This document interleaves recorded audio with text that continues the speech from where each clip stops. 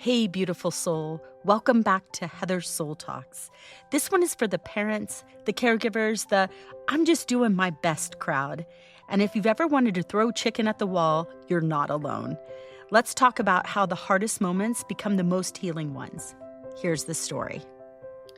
The chicken incident, why I put myself in timeout.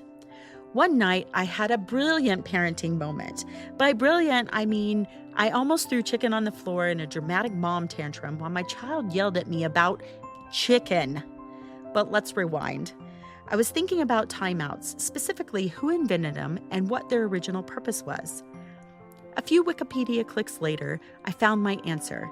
Timeout was invented by a guy named us.This in 1958, which is about 2 generations ago, meaning he probably also believed children should drink milk with every meal, play outside till the streetlights came on, and walk it off when they broke a bone.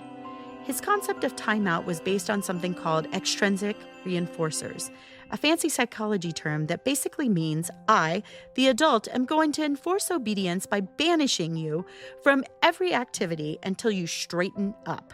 Translation: sit there and think about what you've done. It's kind of the home equivalent of a dunce cap. When I first started working with kids, timeouts seemed logical. Bad behavior, sit alone. But then I stumbled on a way better definition of timeout.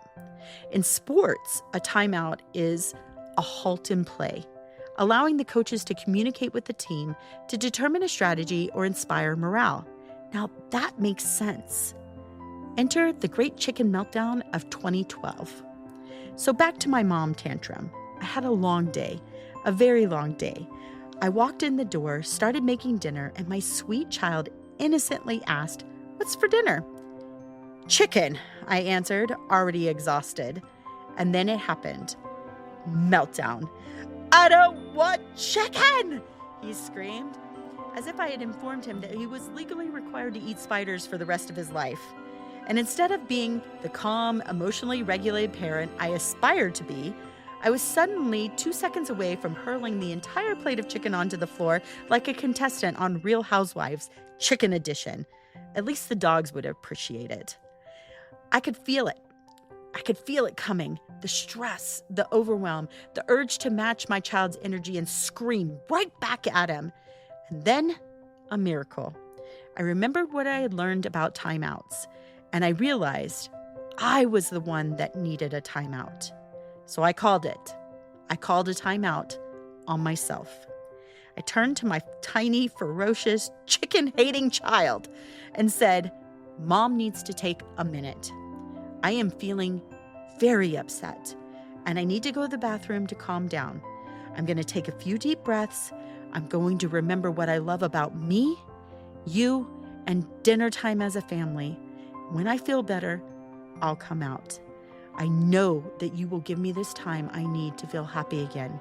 Thank you so much for honoring me in this space." And then I went to the bathroom. I took deep breaths. I reminded myself that this wasn't even about chicken. I let the stress melt away. I got back to me. And when I came out, the meltdown was over. My son saw me regulate myself. No lectures, no punishments, no power struggle, just a real life example of how to handle big, huge feelings. What my kid actually learned that night?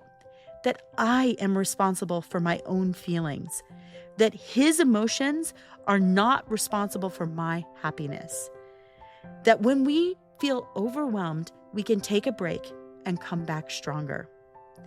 I didn't demand that he change his mood for me. I changed mine first. And like magic, his energy followed mine. In the end, it wasn't about chicken. It was about the energy I brought to the conversation. And that energy is always within my control. One conversation can change your life.